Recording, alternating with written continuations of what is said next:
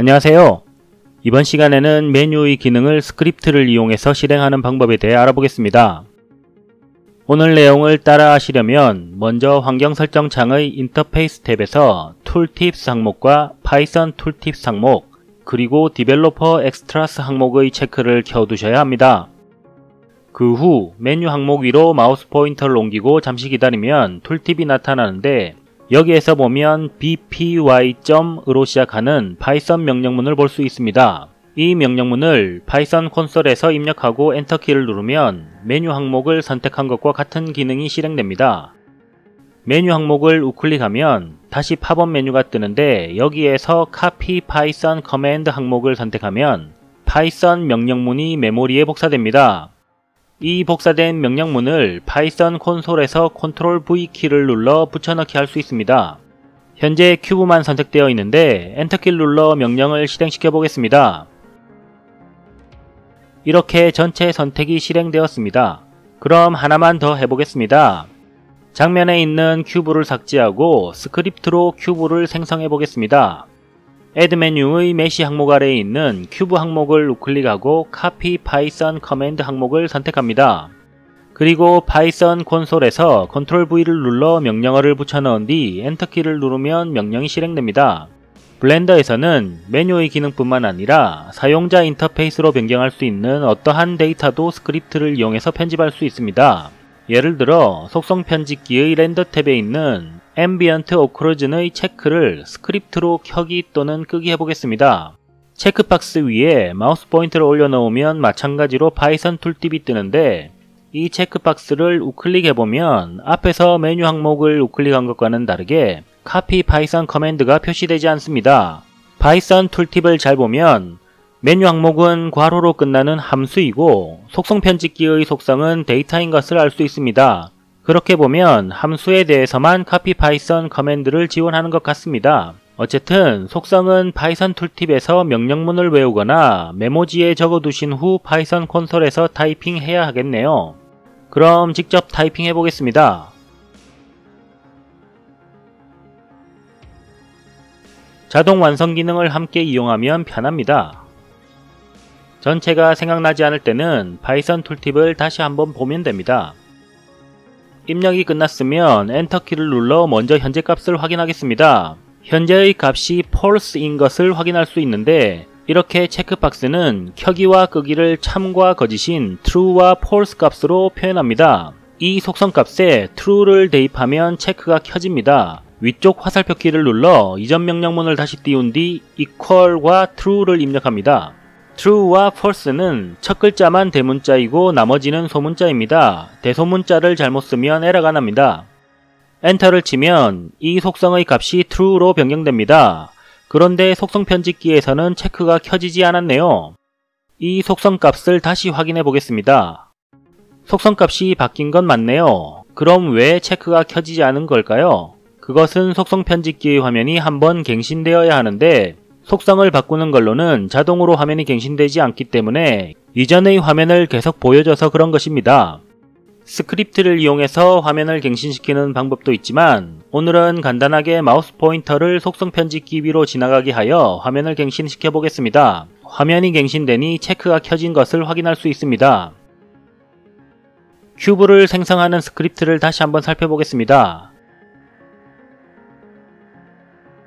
끝이 괄호로 끝나는 것을 보니 함수임을 알 수 있는데 괄호 안이 비어 있습니다. 다시 말해 인수로 넘겨주는 값이 없다는 말입니다. 엔터키를 눌러 실행시킨 후 다시 살펴보겠습니다. 함수에 아무 인수도 넘겨주지 않고 함수를 호출하였지만 실제로는 그렇지 않습니다. 그것은 기본값이란 기능이 있기 때문인데 아래의 인포 편집기에서 마지막 라인을 보면 조금 전 실행한 명령문이 표시되어 있는 걸 확인할 수 있습니다.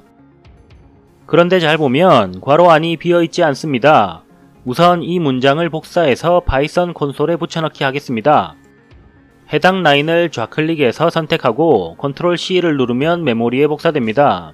파이썬 콘솔에서 Ctrl V를 누르면 복사된 명령문이 붙여넣기 됩니다. 먼저 쉼표는 인수와 인수를 구별하는 기호입니다. 그러니까 이 함수에는 3개의 인수가 전달되고 있는 것입니다. 첫 번째 인수를 살펴보면 좀 복잡한데 viewAlign이라고 하는 변수에 false 값을 대입하라고 되어 있는 것입니다. equal 연산자는 지난 시간에 말씀드린 대로 오른쪽의 값을 왼쪽의 데이터에 대입시키는 연산자입니다. 왼쪽의 viewAlign은 데이터를 담는 그릇에 해당하는 변수입니다. 변수에 대한 내용은 파이썬 문법을 설명할 때 자세히 알아보고, 오늘은 데이터를 담는 그릇 또는 데이터를 담아두는 방을 변수라고 한다 정도로만 이해하십시오. 우리가 함수를 사용할 때 함수에 넘겨주는 값이 인수인데, 인수로 넘겨준 값을 함수 내부에서는 변수에 저장하고 이를 함수의 내부에서 사용합니다. 이렇게 인수를 넘겨받는 변수를 매개변수라고 하고 영어로는 파라미터라고 합니다. viewAlign은 이 매개변수의 이름이고, 사용자가 인수를 입력하지 않으면 기본값으로 false를 대입하라는 문장입니다. 그래서 우리는 명령문에 아무 인수도 넣지 않았지만 자동으로 기본값을 사용하여 함수를 호출한 것입니다. 나머지 두 인수도 기본값이 적용되었습니다. 마지막 매개변수의 기본값을 보면 0,0,0의 큐브를 만들도록 되어 있습니다. 이 값을 바꾸면 큐브가 만들어지는 위치를 옮길 수 있습니다. x좌표 값을 3으로 바꾸고 엔터키를 눌러보겠습니다. 네, 예상대로 작동하였습니다. 기본값을 그대로 써도 되는 앞의 두 인수는 지우고 마지막 로케이션만 입력해서 다시 실행해 보겠습니다. 역시 잘 작동하는군요. 끝으로 파이썬의 반복문을 사용해서 한 번에 5개의 큐브를 만들어 보고 마치겠습니다.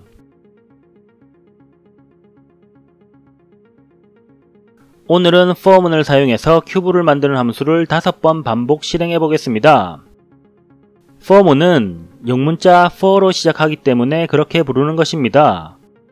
for문은 데이터의 묶음에서 각각의 데이터를 순서대로 하나씩 꺼내는 걸 반복합니다. 이런 걸 영어로는 iterate라고 합니다. 지난 시간에 배운 컬렉션이나 튜플 같은 데이터 묶음과 아직 배우지 않은 문자열이나 리스트 같은 것들도 이런 데이터 묶음에 해당합니다. for문에서 in 다음에 적는 것이 이런 데이터 묶음인데, 여기서는 range 함수를 사용해서 숫자 데이터 리스트를 만듭니다. range 함수는 인수로 전달하는 값에 따라 만들어지는 리스트의 내용이 달라지는데, 지금처럼 인수로 5를 전달하면 0부터 시작하는 정수 목록을 만드는데 5 앞까지만 만듭니다. 다시 말해 0부터 시작해서 0, 1, 2, 3, 4까지의 5개의 숫자를 담은 리스트를 만듭니다. 그래서 for문을 시작하면 데이터 묶음 안에 데이터가 5개이므로 5번 반복됩니다. 5번을 반복하는 것이 목적이라면 range 함수가 아니라도 데이터 5개를 가진 데이터 묶음은 아무 것이나 써도 상관없습니다. 아무튼 이렇게 반복될 때마다 in 앞에 있는 i 변수에는 데이터 묶음의 각각의 데이터들이 순서대로 대입됩니다. 우리는 이 i 변수의 값을 참조하여 큐브가 만들어지는 위치를 서로 다르게 할 것입니다. 마지막으로 for문 끝에는 콜론으로 마무리를 지어야 합니다. 이제 엔터키를 치고 반복되어야 할 명령문을 아래에 적으면 되는데, 엔터키를 치면 프롬프트의 모양이 점점점으로 바뀝니다. 이건 명령문이 한 줄로 끝나지 않고 계속 이어지고 있음을 뜻합니다. 그리고 커서를 보면 for문보다 들여쓰기 된 것을 알 수 있습니다. 이렇게 들여쓰기 된 라인이 해당 for문에 의해 반복될 명령문들입니다. 반복될 명령문이 무조건 한 줄이라면 이렇게 들여쓰기 할 필요 없이 for문 다음 한 줄을 반복하면 되겠지만, 반복될 명령문이 몇 줄이나 나올지 알 수 없는 상황에서 이렇게 들여쓰기로 반복될 명령문임을 나타냅니다. C나 자바 같은 다른 프로그래밍 언어에서는 이런 경우 중괄호를 이용해서 블록을 표시합니다. 하지만 파이썬은 이렇게 들여쓰기로 블록을 구분하기 때문에 들여쓰기가 매우 중요합니다. 그래서 들여쓰기를 잘못하면 에러가 납니다. 파이썬 콘솔에서는 들여쓰기를 자동으로 해주기 때문에 큰 문제가 없지만, 텍스트 편집기를 사용할 때는 사용자가 스스로 들여쓰기를 관리해야 하므로 그때는 들여쓰기를 잘 해야 합니다. 이제 큐브를 만드는 명령문을 반복하기 위해 위에 있는 문장을 복사해서 붙여넣기 합니다. 이 상태로 엔터키를 누르면 같은 위치에 5개의 큐브가 생성되니까 변수 i를 이용해서 명령문이 반복될 때마다 큐브가 생성되는 위치를 다르게 해보겠습니다. 참고로 커서의 위치를 옮길 때 마우스로 클릭하면 커서의 위치를 옮길 수 없습니다. 왼쪽 또는 오른쪽 화살표와 홈키 그리고 엔드키만 사용됩니다. 이번에는 X좌표는 그냥 0으로 하고 Y좌표 값을 변수 i를 이용해서 바꿔보겠습니다. Y좌표 값에 i를 입력하면 첫 번째 실행할 때 i 값은 0이 되고 두 번째 실행할 때는 i 값이 1이 됩니다. 그럼 큐브도 Y좌표 값이 1m 간격으로 만들어집니다. 큐브의 폭이 2m이므로 이러면 중첩되겠네요. 저는 i 값에 곱하기 3을 해서 각각의 간격이 3m가 되도록 하겠습니다. 엔터키를 누르면 다시 점점점 프롬프트에 들여쓰기 된 빈줄이 나옵니다. 여기에서 아무것도 입력하지 않고 엔터키를 누르면 문장 입력이 끝났음을 인식하고 두 줄의 for 문이 실행됩니다. 예상대로 5개의 큐브가 만들어졌습니다. 오늘은 여기에서 마치겠습니다. 시청해주셔서 고맙습니다.